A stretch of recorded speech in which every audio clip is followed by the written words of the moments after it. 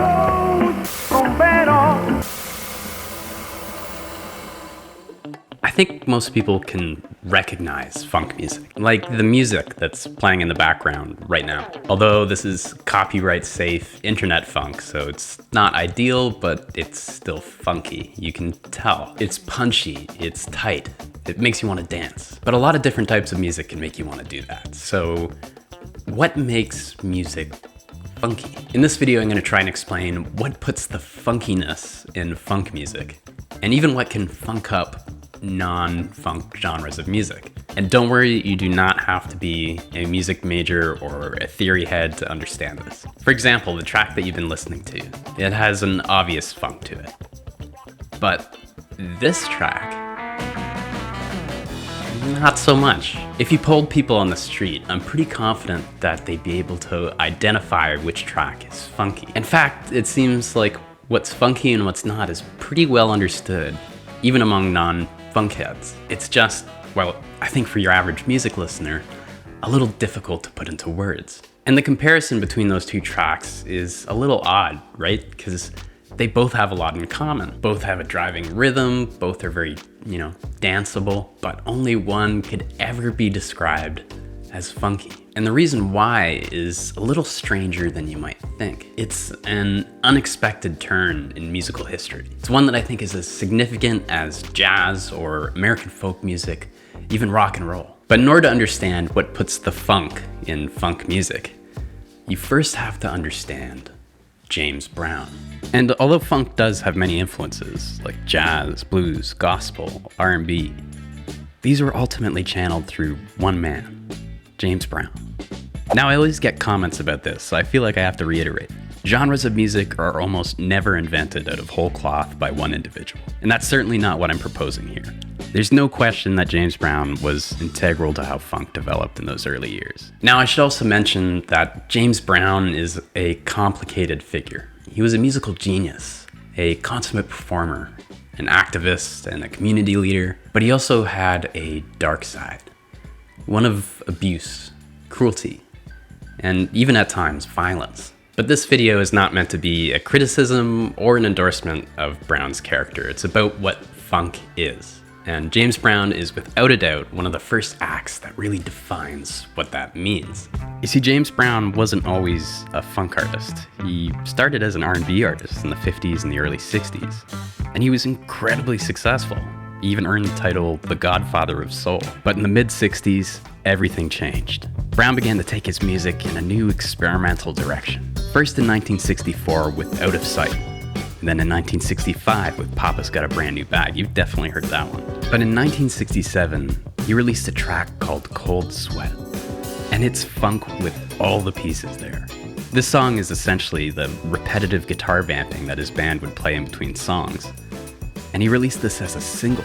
The result was absolutely groundbreaking. And from this point on, the ingredients of funk were becoming well-defined and recognizable. Funk as a style was becoming something concrete, something that people were craving to hear more of. Now, to really understand the transition between soul music and funk, you only really need to be able to count to 4. Now, with R&B or, rock and roll, Motown, the emphasis is usually on the 2 and the 4, like this. 1, 2, 3, 4. 1, 2, 3, 4. The double snap being the emphasis. This rhythm is stable, it's solid, it's perfect for supporting chords and melodies and lyrics. And of course, that's just the emphasis in the 2 and the 4 in the most basic form. You can dress it up as you'd like. That is the core rhythm of a lot of popular music, even still today. Brown made his music funky by playing, as he would say, on the 1. This is the foundational bit that makes funk what it is. It counts very simply like this. 1, 2, 3, 4. 1, 2, 3, 4. 1, 2, 3, 4. 1. And this is hugely significant for what makes funk funky, because it allows for a few different things. Firstly, it creates the illusion of a slower tempo, a sexier, consistent rhythmic pulse. This is that hypnotically groovy element that funk has. But secondly, and I think most importantly, it frees up space for other instruments to add their own rhythmic elements. And what that means, in a certain sense, is that every instrument becomes a drum. And that's a little bit more literal than you might think.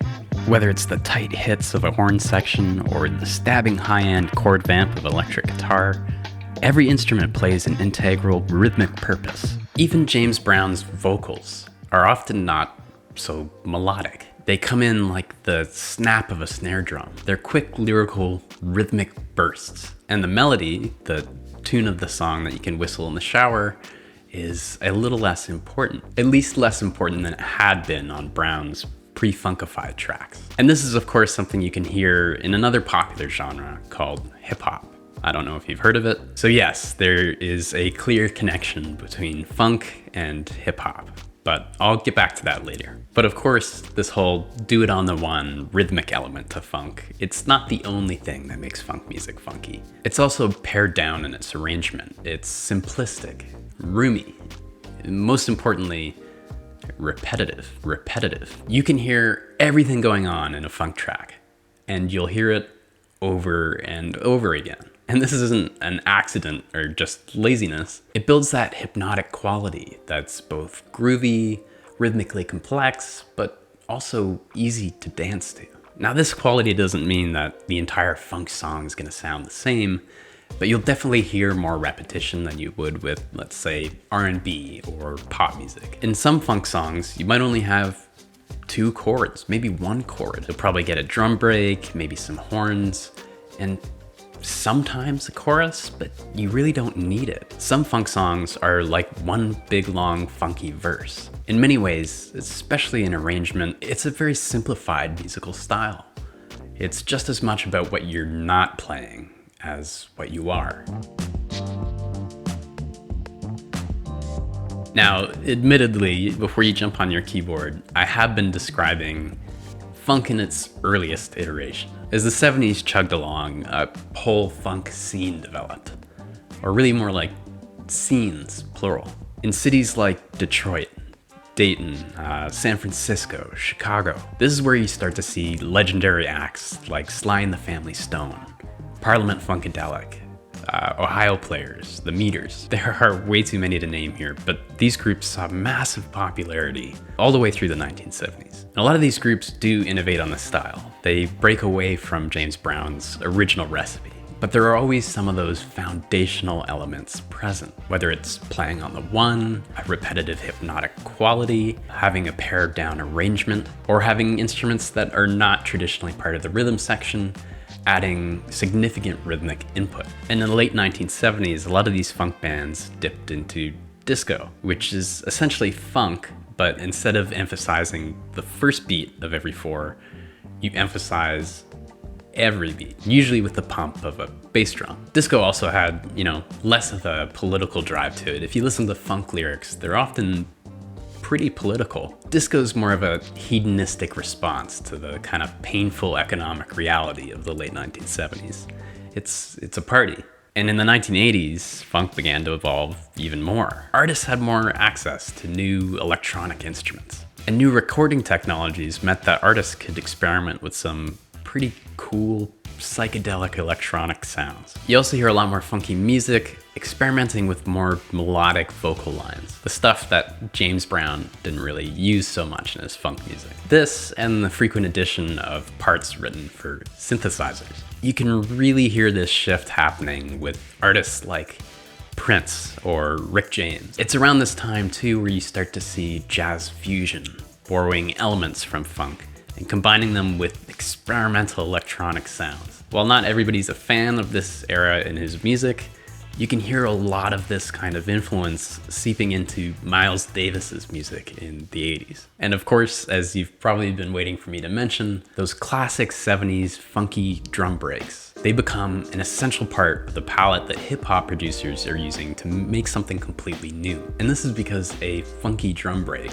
is an absolute gift for people who are using sampled music. Because think about it, it's a part of a funk song that only has drums. It provides a clean, usable beat that you can then build your own sound off of. You can slow it down, you can speed it up, you can chop it up and make it sound really different, or you can just use it wholesale. It gives you the skeleton of a rhythm that you can then build your song over. And just like funk benefits from that playing on the one, that rhythmic space that opens up, hip-hop artists also benefit from that, using vocals and the distinct rhythmic patterns of those vocals to create interest for the listener. For this one, I'm going to give you 2 ways to enjoy these recommendations. Firstly, right now in this video, I'm going to give you a rundown of 7 fantastic funk albums, but I'll also provide links in the description to 2 Spotify playlists. One's going to be called Foundations of Funk, which is going to give you a really good overview of funk classics, and the second is going to be called Funk Continued, which is going to include funk through the late 70s into the 80s, as well as, funk adjacent music and modern funk revivals. But first, let me take you through my top 7 funk albums of all time. Okay, so here we are. 7 great funk albums by 7 different artists. First up, we got 1973's The Payback by James Brown. This is my favorite James Brown album, and it's a great example of the golden age of funk. I would check out the song Payback and Stone to the Bone. Second up is Maggot Brain by Funkadelic. An absolute classic album with some iconic cover art to match. It really should be included in any list of great funk records, I think. For number 3, we have Parliament's Mothership Connection. Get ready for some high-concept sci-funk grooviness on this one. Next up, we have Sly and the Family Stone, Fresh. This is a band that needs no introduction and an album that needs really no advertisement. Just give it a listen, trust me. For number 5, we're veering into some funky jazz fusion with Herbie Hancock's absolutely classic album, Headhunters. Next up, we have Brick by, Brick.